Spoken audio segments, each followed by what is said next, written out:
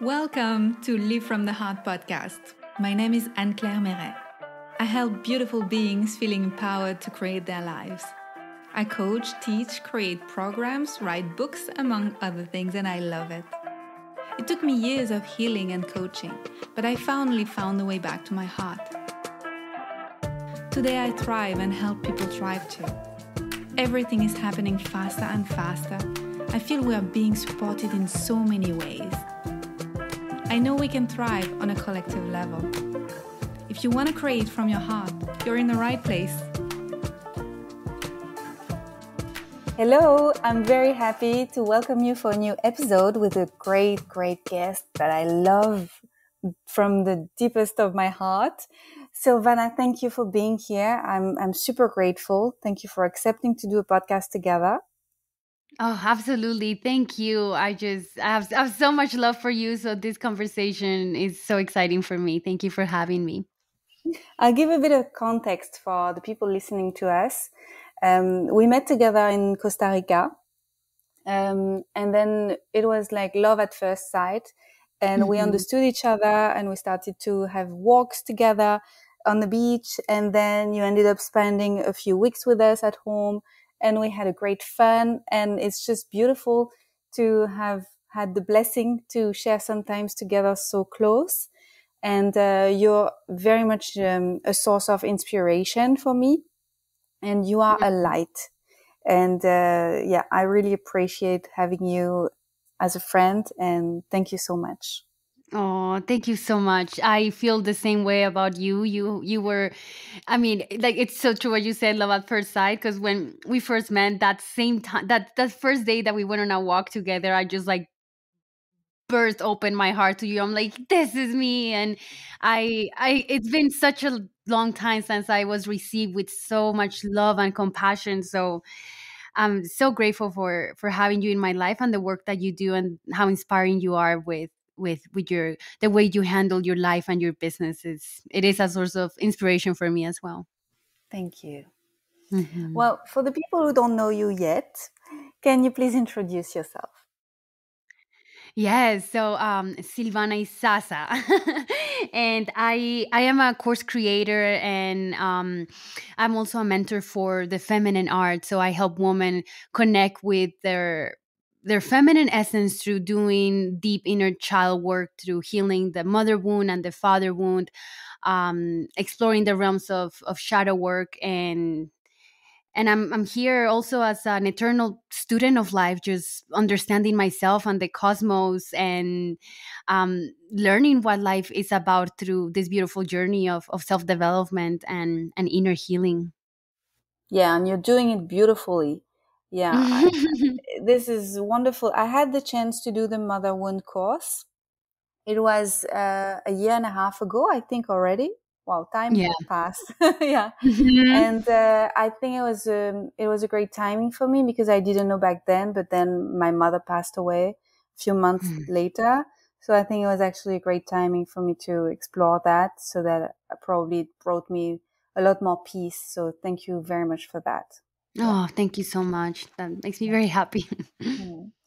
And can you tell us a little bit more about your background? Have you always been helping women feeling so empowered and really build up their resiliency and everything? Or what have you been doing so that you end up doing that?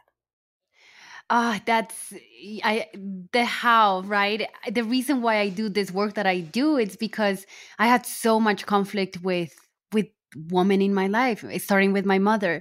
And there I got to a point in life where I just could not continue with the weight of feeling the separation, of feeling like I was alone, all alone in the world.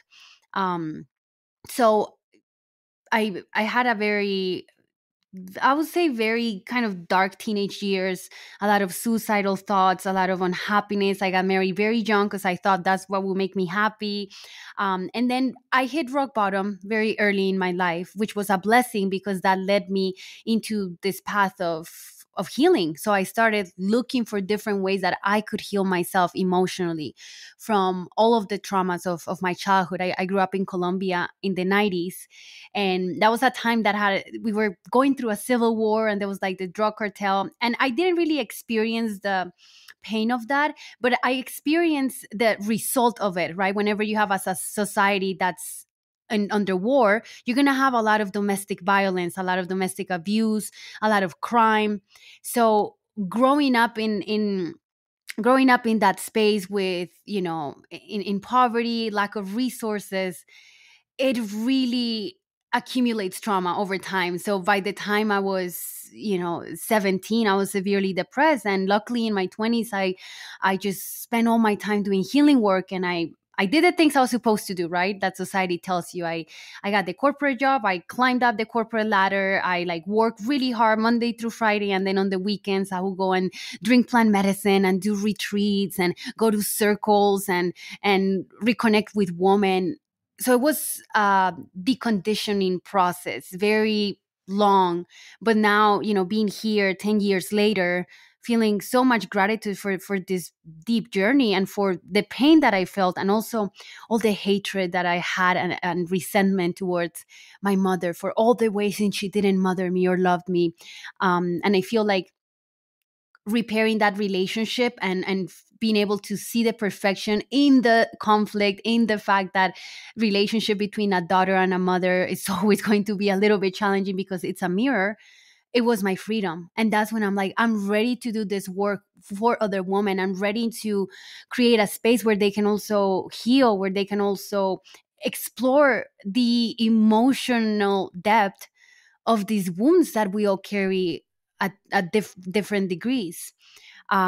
So it's been an honor, and I'm in my dharma. Like we've talked about this because starting a business is so challenging, and I've cried so much about it, especially to you, Ancle. I've cried to you many, many times, but there's nothing else in life that I rather do other than to like share the peace that I was able to achieve after all those years of healing with other women. So that's kind of how I got to this point in which I'm serving others now. Mm. Wow, I love that. I love the power behind your words and the energy behind them. It's I have a question, which is when you were not feeling good in the past, how did you know that there was something brighter for you ahead if you wouldn't give up? How did you continue? It was a series of events, and some things were physically, other things it was an epiphany. I tried to take my life several times, and I ended up being saved by the strangest ways. Like in the most bizarre ways, something would happen that will protect me from actually going through with that. And this is really, I know it's morbid and dark, but it's such an important part because that was the level of pain that I was experiencing. And I got to a point where I'm like, well, if I am still here after all these attempts and all this carelessness that I have in my life, because I was very careless with me because I didn't want to be here, and I'm still here, there has to be a reason why. But beyond that, right, like that's like the physical manifestation of it. Beyond that, it was this knowing I've had ever since I was a child, that my life felt meaningful to me. And there is this degree of just deep compassion that I have with my innocence that allow me to just know that, okay, don't give up, keep walking, keep walking, keep walking. A tool that was transformational for me, and it initiated me in my spiritual path at 16, was astrology. I learned about it, and I remember the first time I got a reading, and the astrologer is like, look, the first 20 years of your life are hard, they're heavy, you're gonna go through some deep crap, but then if you learn the lesson, you're going to expand and feel good. So if you can get through those first 20 years and heal from the impact of that, you're going to be able to share so much of your process with others. And that gave me hope. And I think that hope was the little light that I needed back then at the beginning of the journey to kind of always keep me engaged with life, to the point where now I wake up and the first emotion, the most dominant emotion that I experience throughout the day, it's that sense of joy for being alive. It doesn't mean I don't experience sadness and anger and all these other denser emotions, but my primary emotion is gratitude for being alive. So it has been, I don't know, I just feel so loved by creation. And every time that I need something, life really puts the right people, the right situation in front of me. I love that. But we forget about it. We forget about it because we're busy making stories in our heads. How Mm. do you get out of your head to continue following your heart? Oof. Wow, that's there are practices, but I think at the root of it is we all have to develop an internal value system, because if not, the world is going to assign it to you. The world's going to tell you what your values should be, and unconsciously you might accept them. So for me, creating my own value system of what is important to me and how do I choose to live my life, I realized that the moment that I decided that in my the way that I was going to be Silvana was that I am a woman that will never betray herself, will never abandon her heart, her innocence. I see my heart as like my inner child, my most innocent self. So having that value, it shows up in every area of life, because I can go through a breakup like you witnessed me go through, and I still hold me. Like, I don't abandon myself. I can lose everything and I still have me. I can just everything in my life can collapse and I have me. Like, I don't abandon myself for under any circumstance, even if I am experiencing some really deep, heavy emotions. And that that has been the cultivation for me of resilience. Like, resilience has an energy of like just being like strong, where you just like feel it all. But for me, the strength has been in choosing my heart 100% of the times when I don't know what to do, when I'm at a crossroads, when I'm experiencing some catastrophe in my life. It's, what am I feeling, and can I be with me in this feeling, and do I have the courage of feeling these emotions fully? And every time I've done that, I feel like as if my heart grows and expands. But what's really growing is my own expression.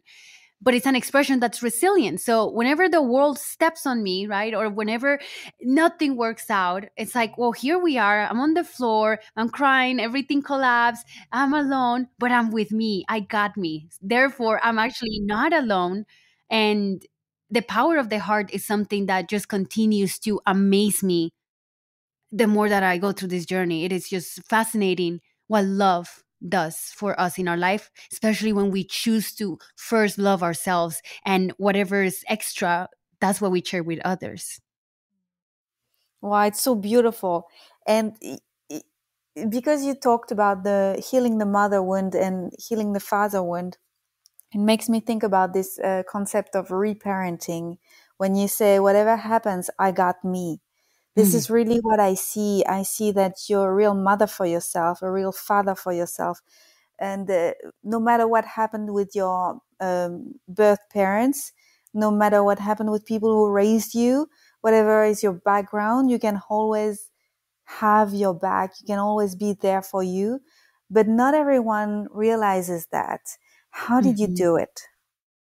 Oh, it feels to me like I had no choice, or better yet, I gave myself no choice.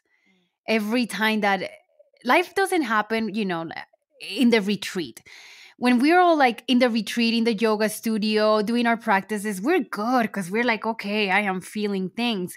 It is in the times of shock. It is when life is living us and breathing us, and we're in that heavy energy, that we have to make a choice. And that's the power piece. That's why, like, this conversation of like empowerment is one that fascinates me, because power is having the ability to choose.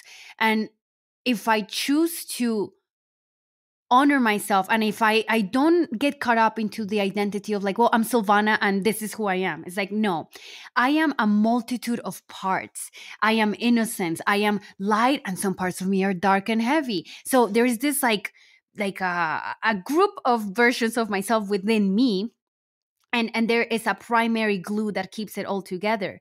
So all of those parts are experiencing life in different ways, right? Because it's all like different lenses.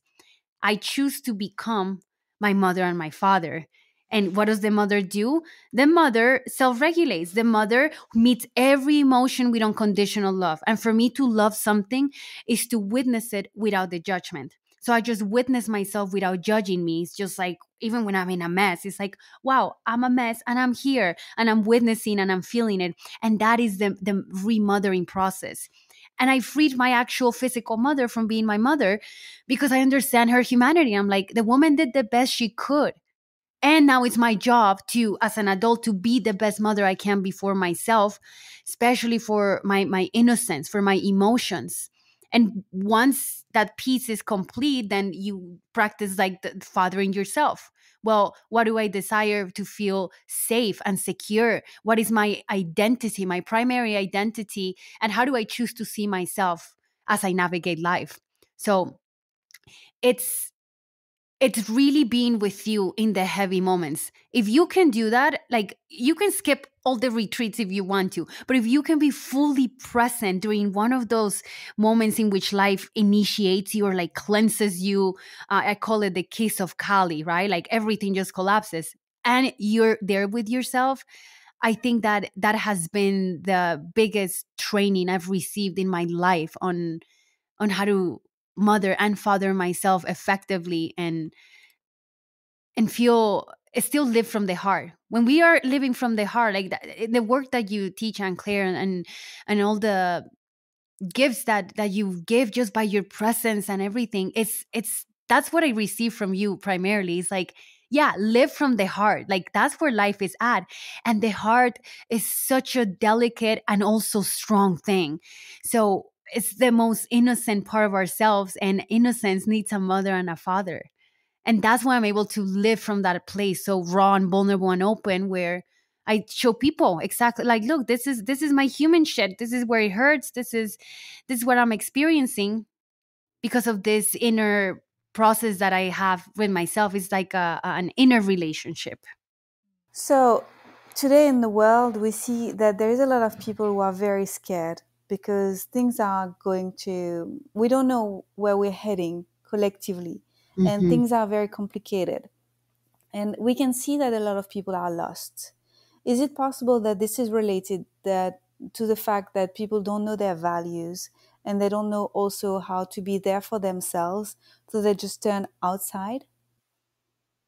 Oh, absolutely. I think like the collective problem that we face, or that at least I see from my perspective, is that we know we have a traumatized society. We have this. We have outsourced a lot of our own power from community into a government, right? So we lost the sense of community, and then collectively we agreed, okay, we're gonna let the government be like the external father, that Saturnian fatherly energy. But there is no real training, or it's not really a value in society to connect with our emotions. So we have a society that has, for generations and generations, collectively suppressed their emotional pain. We have been in survival mode. There is all of this energetic battle with the energy of power, and also reclaiming our power. There is the model in which life is, which is a pyramid, and it can look really scary. So I have a lot of compassion for the people in the world that are like, oh my god, like COVID and the government and money and the war. Like I have deep compassion for that, because it is, I can see how scary that can be. Yet we have to choose, right? We have to choose how we navigate these issues. We have to choose what perspective do we, how do I see myself in this collective issue? Whenever the whole world is on fire, for me, my answer is always the same. It's like, well, the only thing I can control is my own relationship with myself. So can I feel my emotions so I can show up differently in the world? It's almost like taking responsibility for a little piece of the world chaos that's happening and just being like, I'll take this piece, I'll do my part by learning how to mother and father myself, my emotions, by holding space for others, and by actually making things and creating things that I know are going to help people find that sovereignty. Like no government, no external solution, no amount of, no cryptocurrency, like no, nothing outside of ourselves is going to help. It's only moving energy from here and there, but the real transformation is whenever we take it within ourselves and we look at the world as a macrocosm of our own microcosm. So if there is a war externally going on, my most empowering question is, where is the internal battle happening within my heart? Because that is an energy that wants to be resolved. And I have this knowing in my heart, in my gut, in all of my being, that if enough of us do this work, we're going to start seeing the manifestation in the world change. It like things externally start reflecting the work that we do. And if enough of us do this work, then I actually have a very optimistic view of the future. I don't buy into the whole doomsday narrative. I think that we're evolving, and I think that love will win. Like love always wins, because love is everything that is. It's what we are.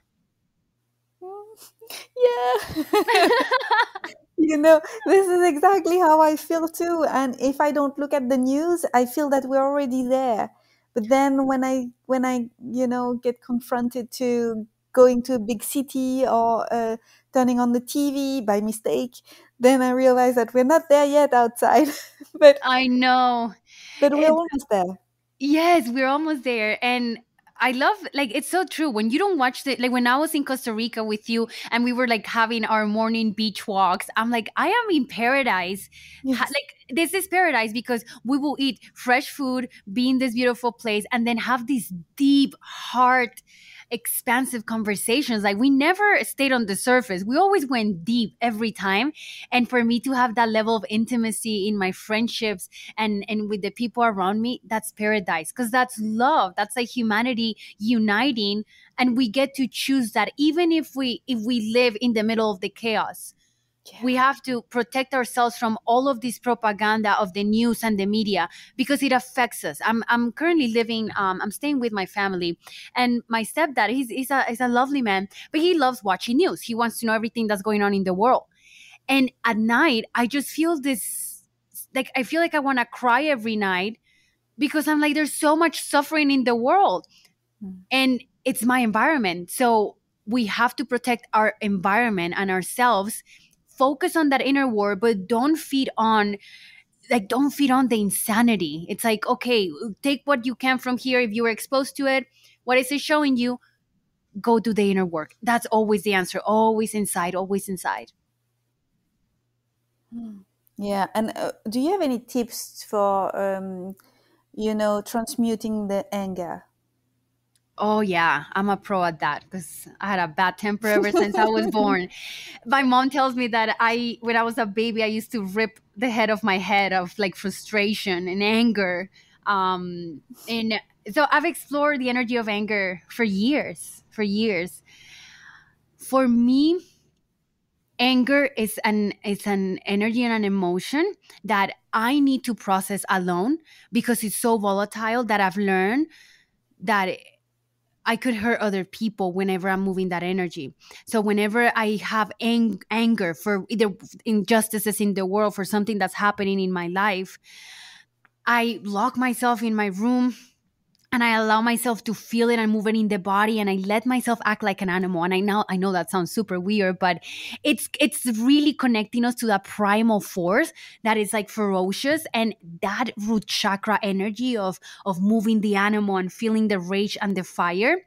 when you witness that energy in its raw form, in its most like animalistic expression, and you're alone and you're safe and no one's around you, you get to understand the messages of anger, because anger is a powerful messenger that teaches us about our boundaries, our depth, where it hurts. We learn a lot about ourselves through moving anger. But first, you have to learn to navigate the energy, and to alchemize it, you have to do it through the body. Everything has to be done through the body. Anger is not an energy that you can just talk about it, because even if you talk about it, you end up screaming.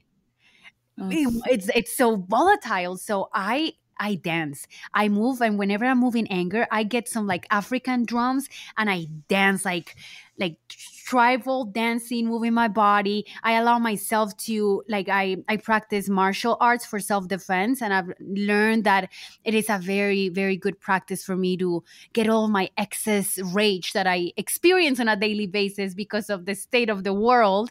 And I'm able to now just feel it, and it doesn't destroy. Before it destroyed, I've destroyed a lot of things, I've hurt a lot of people because of my anger, and that's why I was forced to learn how to do it. And the key is the body.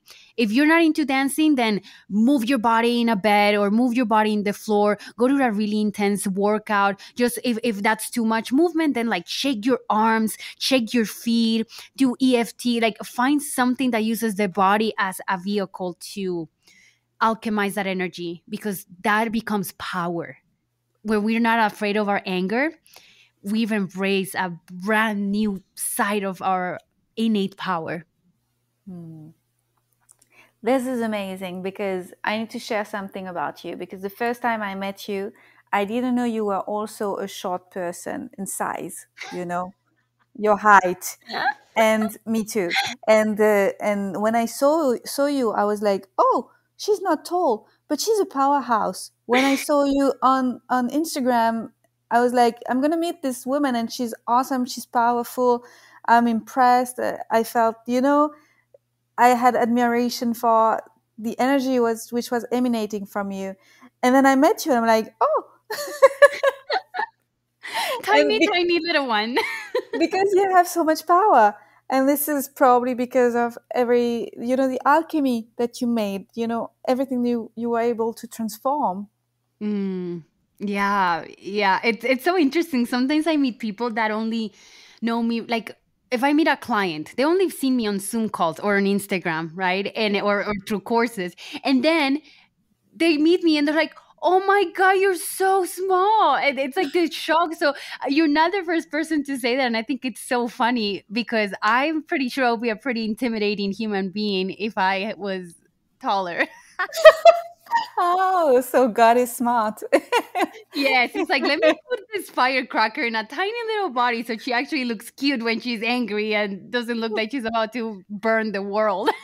I love that. So that people are not scared of you. Not too much Yes, at the beginning. only a little bit. But same Life thing is with perfect. you, because you're a little bit taller than me, but you have a very nurturing energy, which feels very soothing. But whenever you're like when you're in that energy, it's like, whew, it's a lot of power coming here. Where I'm sure you'll be also be more intimidating if God would have given you more size. Exactly. Life is so That's wise. funny. Yeah, I agree. Hmm. So, what would you share with someone which would feel lost and would listen to us and would feel, oh, that sounds nice to feel that you're on the other side, that it sounds nice to be able to have proved yourself that you can be there for yourself, but is not there yet. What would you like to share as something to help them Yeah, continue and being patient? I think whenever we're starting on this journey, like you don't know until you know. So of course at the beginning it was so scary and I felt so lonely. But what I know now that I wish I could give this advice to my past self as I was navigating this is to find community. And community doesn't have to be in person. Community can be found online. Community can be found like all my friends, like you live in Costa Rica. My other friends, they're like in the Carolinas right now in the United States. And I feel a sense of community that that if I really have some intense thing that I want to process, there is at least one person in the world that can witness me in my messiness without that judgment. And even if it's not through a friend, it can be done through a therapist, through a coach, through a group program, like finding support. That's the very least we can do for ourselves when we're going through this process. Because if you've never been there for you, you're always going to feel like abandoned. And you have to show all parts of you evidence that it is safe to open up and feel all the feels, reveal all parts of you.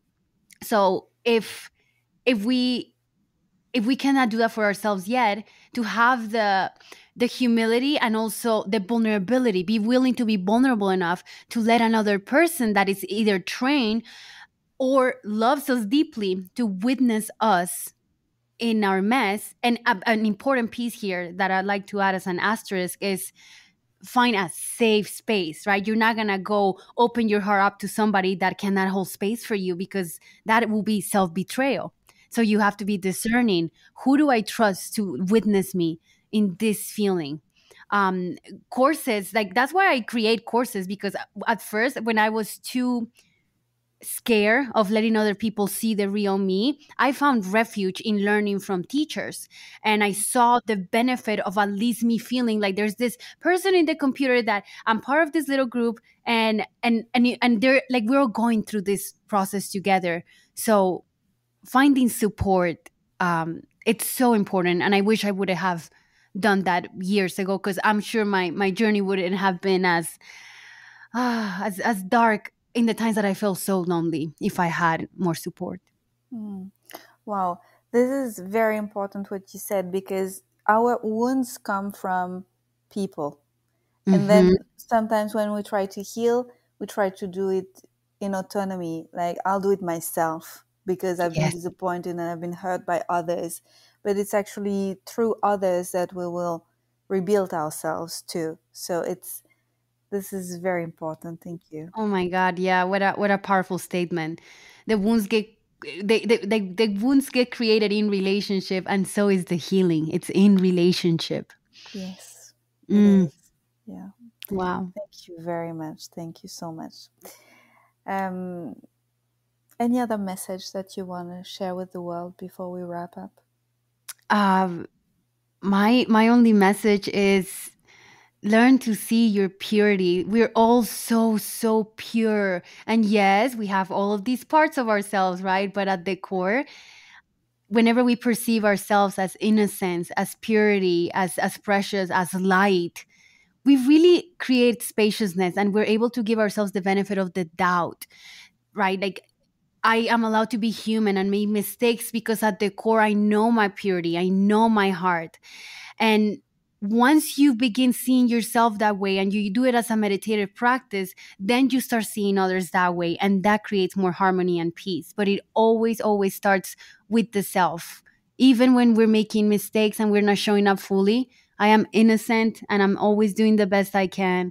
And I love, unconditionally love and forgive myself for every action that I do in unconsciousness. And that's the love of work that I like to share with whoever's listening, so they can deepen this. Yeah. Thank you. This it feels like this is our divinity, which is merging with our groundedness, because um, yeah, you just welcome the divine in you, which allows the humanity of you to be fully. And this is just, yeah, this is beautiful. This is what we need now. Oh, that's beautiful. Absolutely. Yes. Well, Oh, thank you. thank you. And if the people listening to us want to get in touch with you and know about your courses and what you offer, do you also offer one on ones? Can you talk a bit of what you do? Yeah, so I have right now a couple courses. My Mother of Life course that it's about healing the mother wound, and Identified, which is about healing the father wound. That those are both self-paced programs to take at your own.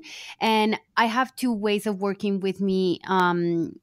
one-on-one, so we can work in a group for my next Venusian mastermind, which is going to launch in January. And this is a group of 10 to 15 women, and we just explore all of the feminine and all of the inner healing work together.